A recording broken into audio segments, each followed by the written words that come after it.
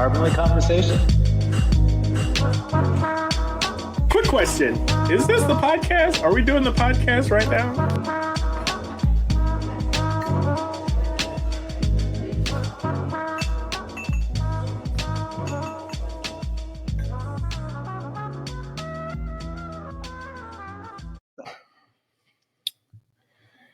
Tiny electric vehicles pack a bigger climate punch than cars. That's the topic. That's the title of this New York Times article, which very informative. That's for sure. I'm jumping ahead here because I think we'll converse about this. Yeah. But I think our episode title is like EV vehicles of a third kind. You know, steer into that, like aliens, like outer space. Yeah. We were just talking before we started recording. Here in America, we're very car dependent, car centric. We think about cars, or at least I'm going to distract my own biases. That's how I think people get around from transportation or public transportation, cars and buses, big vehicles. In this whole article is just laying out, it's like actually the push to EVs across the globe are on like motorcycles and three-wheelers and trikes, which, I mean, it's bizarre when you think about it. Let's just change all the street images we have in our head, or maybe AI would generate for us, and replace them with the bikes and trikes and motorcycles you see around the world. That's here. That's what got me going on this article. Yeah, I mean, it definitely highlights more of the not necessarily third world countries, but like, because I mean, they talk about China's the leader in having these vehicles, which makes sense. They're highly populated. Their streets are very packed because there's so many people traveling. So it makes sense to have these smaller vehicles be popular, you know, on top of the affordability. And then, you know, of course it touches on just the reduction of like the effect that this would have like on carbon and fossil fuels and things like that, which that's a given, because I mean that's something that is very important for the whole world to start transitioning to, because we've been using these ways of transportation for so long and realizing the effects that they're having. And you know, I would love to go buy an electric vehicle today, but right now it's just not as affordable for me, especially just thinking about, you know, possibly having to put a charging station, you know, in my home, which that's another added expense to get to buy that and get that installed. I have a friend that's thinking about like buying a Tesla. Buy it, right? Sorry, you cut me off. No, I was saying I have a friend that's thinking of buying a Tesla. Yeah, exactly. And even though Columbus, where I live at, I mean, there are charging, like it's pretty easy to find a charging station nowadays. But just thinking of someone that lives, you know, further out in the boonies, like it's a whole nother added expense for them to buy this Tesla charging station to have that connected to their house and things like that. So like these smaller vehicles are kind of the way to go, because you can just kind of plug those into what you already use, you know, just a normal outlet, and charge the battery that way. So so two things. I'm having flashes back to my childhood. I'm thinking about like riding three-wheelers and four-wheelers. It's like, we'll call them all-terrain vehicles in the woods and hunting.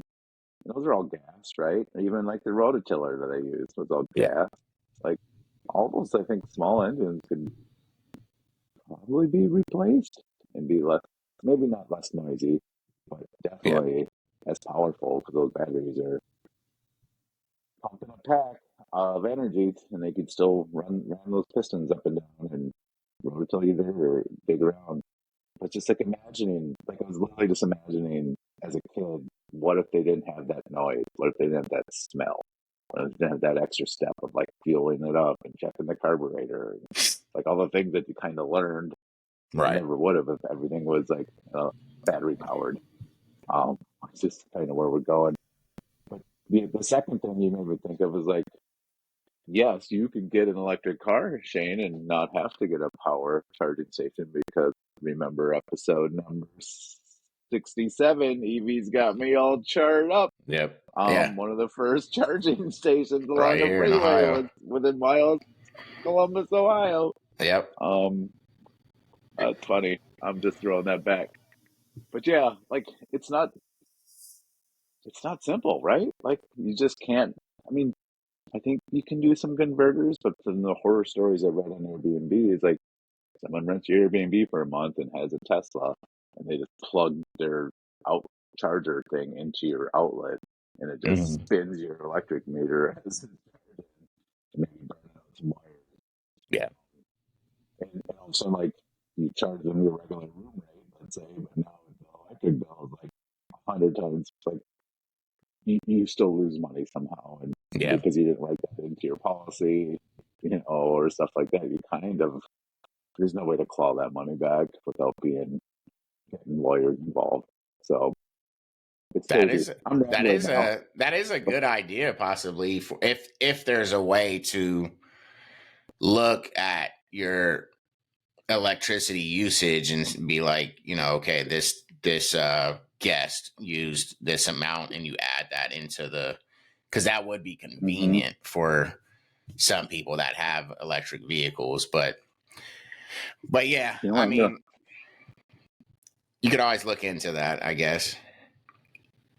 I'm pulling up Airbnb right now. Now I want to search places I might want to stay in and That be have that. onboarded EV charging. I mean, and you can do that on because what I was gonna say is like before we started recording was like the article talks a lot. A lot of the article is about public transportation. So these taxis, these rickshaws, and things like that are using these smaller electric vehicles. But like in the United States, we don't like you could go down to the college campus and there's the dude like that's sitting on the bike and he has the quick little bike taxi that can take you down the street or something like that. But Yeah, yeah. we Good.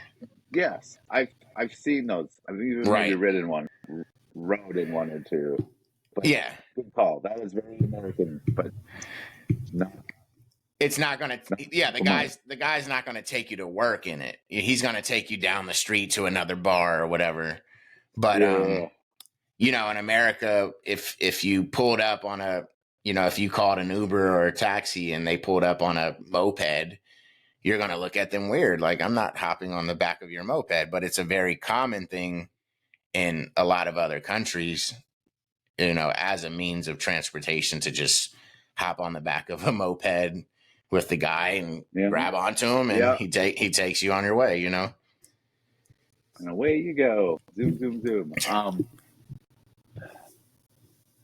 Totally. I love that. I think we're gonna name this episode "EV Vehicles of the Third Kind" because it's like got us thinking outside of our normal box. Yeah. And those a lot of times they're just pedal powered. I've seen those where they got actually bike and pedal. Yeah. They're they're touristy things you do in the touristy area or along the nightlife districts. Um, I guess we could branch this all in. I know the article's all about like. Let me rephrase this. The article is really helping us think differently about this march to carbon neutral, right? And the Mm-hmm. more EV vehicles, because transportation is, I forget what percentage, but a large part of just carbon dioxide and other pollutions Yeah. into the air. Let's sneeze here. Nope. Um, and the article really wants you to think about. There's a guy with a really loud car effect. Wants you to think about Wasn't an electric just around the motorcycle, that's for sure. That's definitely not an electric one. We'll see if the robots won't clean that up or keep that in there. We'll find out. Our editing software is run by robots and levels are. sounds and filtered background music. So our listeners might be like, "What the hell did they just talk about?" But we heard the rev. Anyways, I'm rambling again. Around the world, people are using bikes, mopeds, trikes for work, transportation, and Yeah. that those are being electrified or moved to battery power and being replacing the gas guzzling ones, like en masse, especially like Thailand and other parts of China. And they reference Indonesia. Um, and I can just imagine myself on one of those busy streets filled with hundreds, if not thousands, of different types of bikes and trikes and cars and scooters and everything, and the noise and the smell, and seeing a wave of that change go from like smog polluting, gas guzzling vehicles to battery powered ones, and how less noisy it's going to be. Yeah. Maybe the air will be cleaner and nicer, right? Like, and just thinking about that as an option, and like maybe our biggest gains in the near term of that switch to EVs isn't the cars. I mean, we'll get there. Knock on wood, there's a lot of programs making that, march happen Yep. here in America and then the world. And I guess the dirty little secret is like they all gotta get charged, and charging that takes power plants, and depending on what power source they're using to generate electricity, like, but they are at least concentrating all the pollution and the energy, and you could hypothetically use solar power or other, the geothermal and other things that countries are doing to enhance or their grid versus just natural gas and Yeah. today.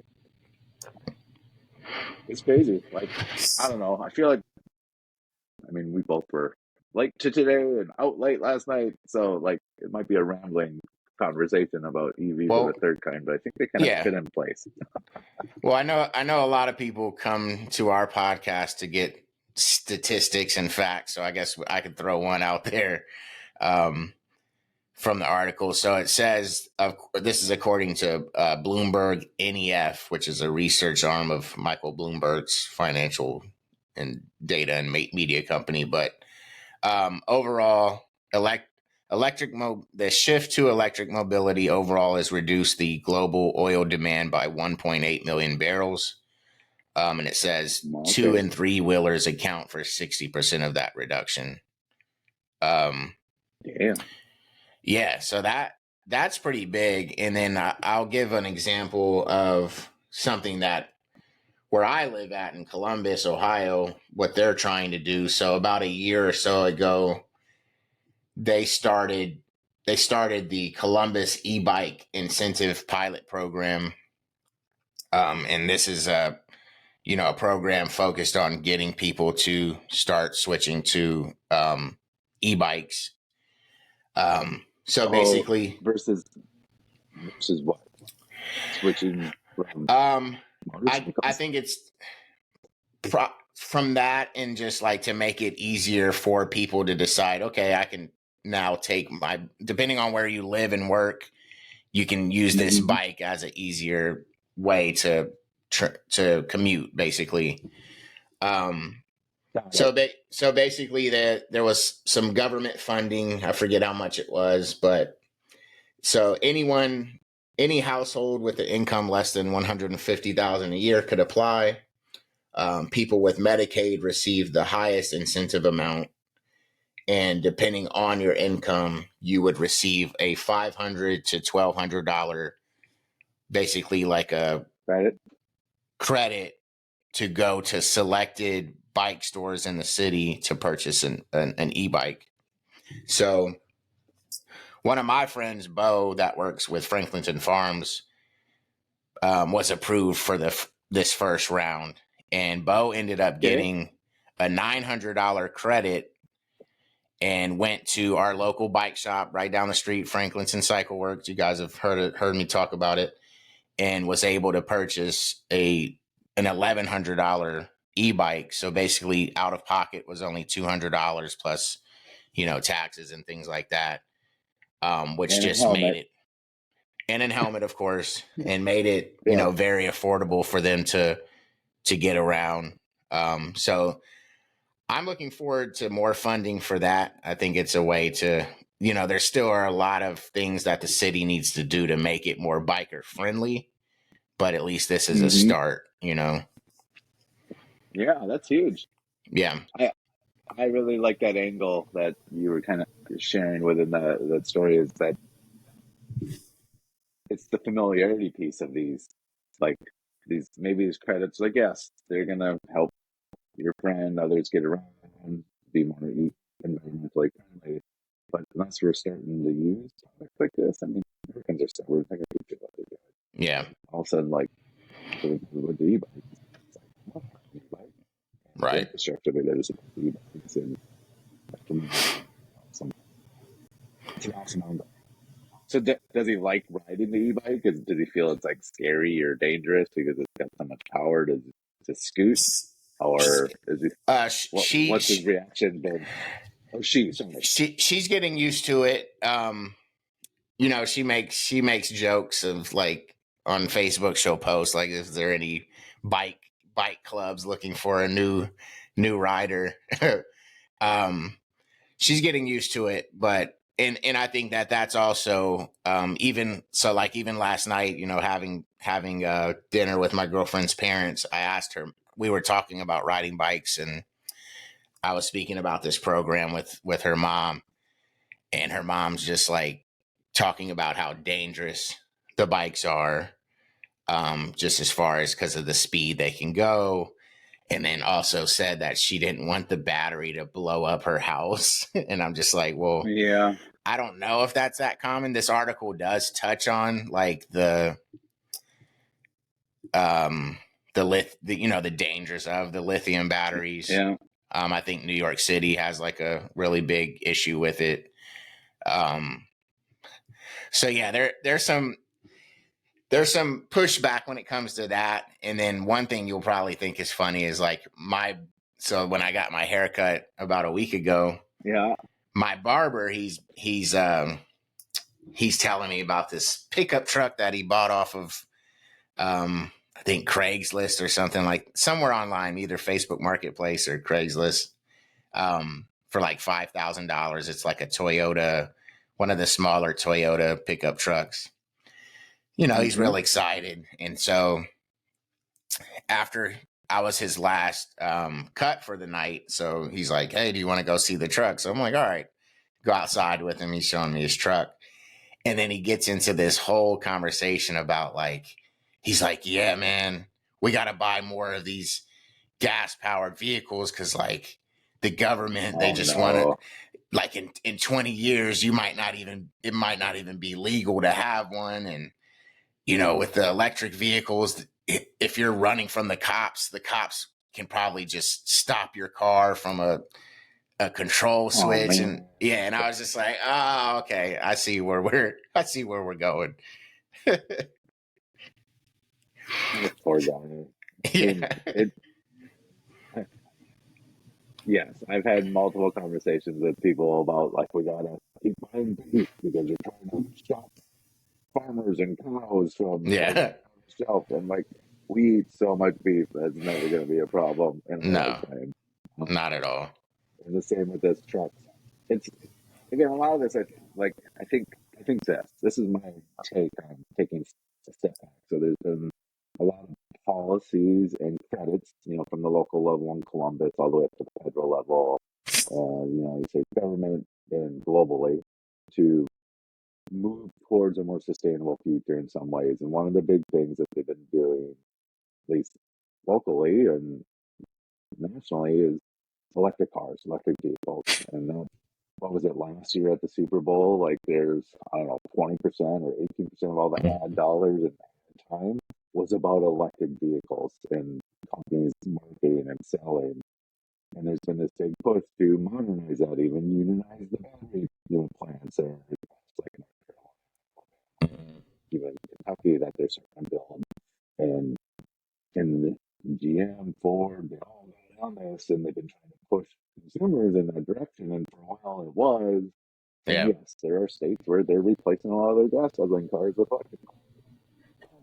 But it's almost like hit a roadblock, pun intended, in Yep. the last, let's say, 6 months, because the demand for them hasn't like skyrocketed like they need to keep up the production volumes. Even like the Ford 150, is it the supercharger or the super Hmm. volt? I forget what they add the tagline on it. Like they got the electric version. That's a badass truck. It can do all the things the Yeah. gas one does, and it has Yep. plugins for your contractor gear, or your fishing gear. Like that's, I'm gonna say it like this and it kills me, but that's the man's man truck because it has Yeah. all the gadgets and charges quickly. It has like a 300 plus mile range. So like I think a lot of like the diagnostics of this move or this march towards EV is, and this is what I think this article really contrasts really well for us is it's like we need the infrastructure, right? We need EV stations just like or at every gas station. Like we've talked Yeah. about Bucky's. You've been to a Bucky's. They're I've opening never a been to one, but I've heard gigantic. of them. Yeah.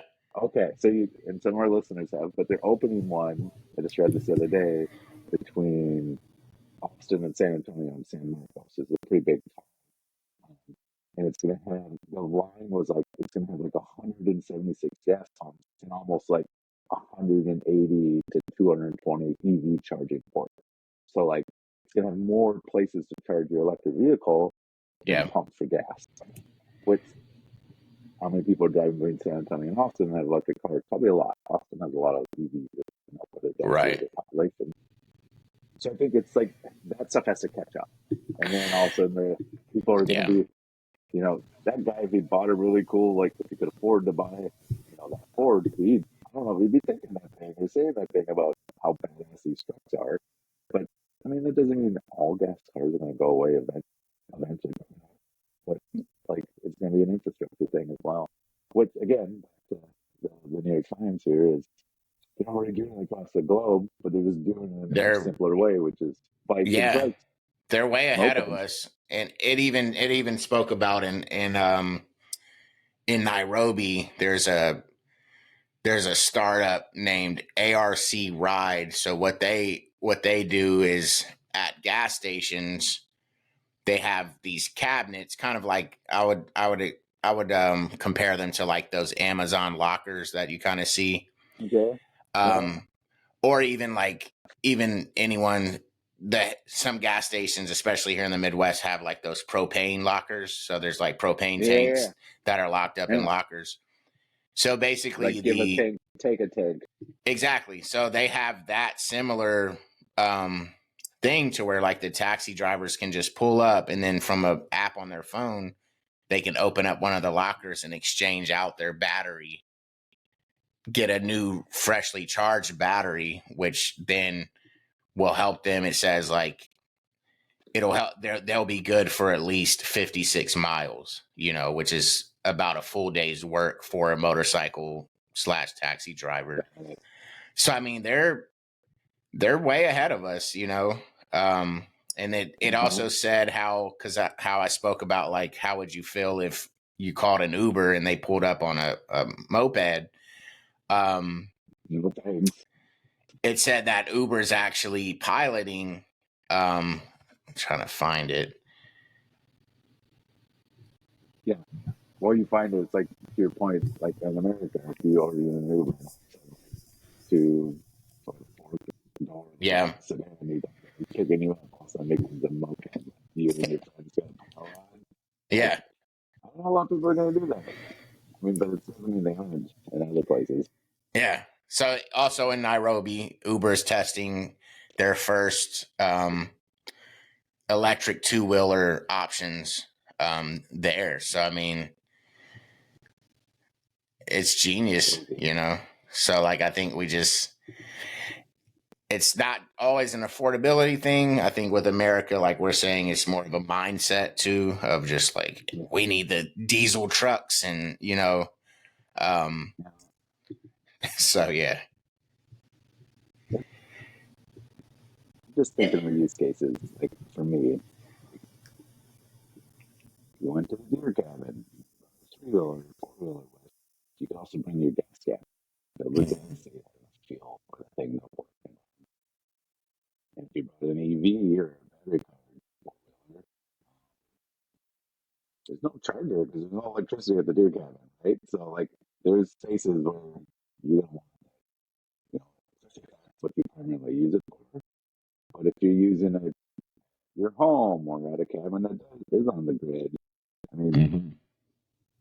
you don't have to go to a gas station. You know, you can actually buy one of those. I think it's just going to come down to a lot of those like use cases and can you and does it provide the big same punch? Like if I needed to have this power, I got to drag stuff, whatever it is it's Yeah. used for. Like if the battery powered version of it is just as good and usable, so affordable. I mean, you can see people wanting to deal with like engines that have all these parts that break down when you're in a Yeah. job.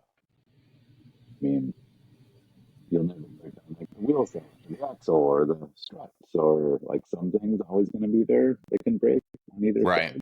You lose so many moving parts when you don't have an engine. I'll be the first to say, I mean, not the first on the podcast, but to say is all the moving parts of an engine is just work and suppliers and some Yeah. so we care for that as well as we mentioned. It's really critical. Yeah. Oddly enough, this one of the garages here close to my house, a street over on Sullivan, in the last 3 months or so, they opened up, and it's a mechanic, but dedicated just for electric vehicles. So like anyone that has a electric vehicle can go to them. They have a mechanic shop. They do body work. They rent electric vehicles out. Like a lot of, it's pretty cool. Yeah, So, pretty cool concept. And I think we'll see more and more of those pop up. I think even Tesla, because I know before, like, you couldn't go anywhere else and get your Tesla worked on. Like it didn't yeah, count towards like the warranty. And I think Tesla yeah, now is starting to let go of some of that to where you can actually go to these other people and get your car worked on. So yeah, it's coming. I mean, it's already here, which is of a third kind, which is not yeah, the typical vehicles that we always think about our day-to-day commuting transportation.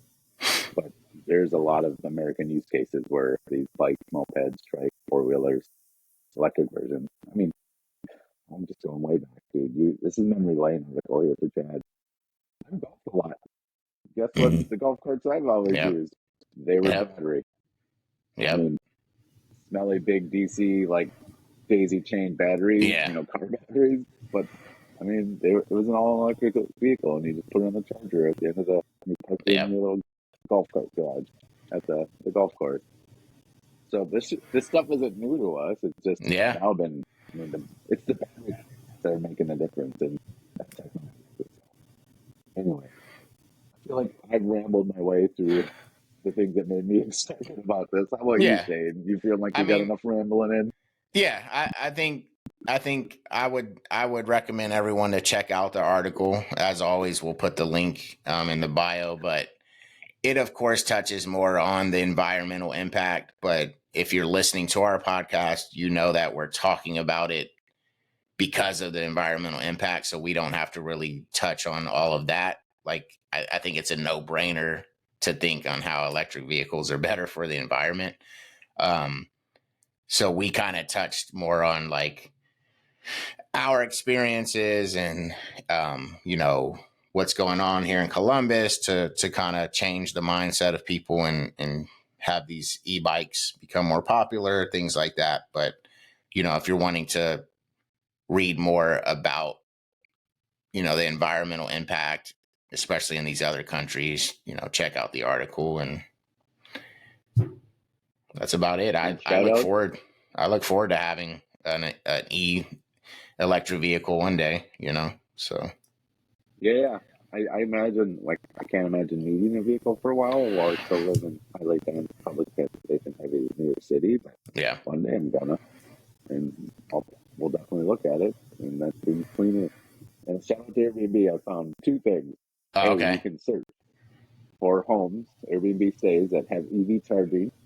And then B, there's a forum question about like, hey, just like I was saying, I'm a host and my guest came in and they started charging their electric vehicle and I don't have a policy for or against it. Like, probably on the hook, blah, blah, blah. And then there's like a whole diatribe of people responding like, pick them off. Are there local stations? You're probably in it. Like, so it's a thing that if, I mean, it needs to boil down to even like the curated guest experience that Airbnb allows you to do as Yeah. an individual. Right? Yeah. They got filter for it. So if you are EV inclined, and you got your moped tooting around whatever states this year doing Airbnb states, you can stay at ones that already say that EVs are provided or charged for. That's pretty cool. And if you're It's pretty cool. if you're an Uber user, I think Uber now you can select an EV Oh, to yeah. pick you up. So I mean, if Yeah. that's another way to help lower your carbon footprint, if if you don't own Well, an Bill's a EV great but you idea. use Uber a lot, so that's what we're here Yeah, for. you can actually select. Boom, dropping EV of the third time Jones all over this Saturday morning. So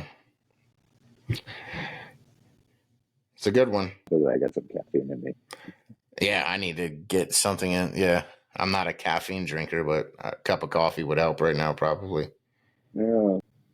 Well, James, you have an electrifying week.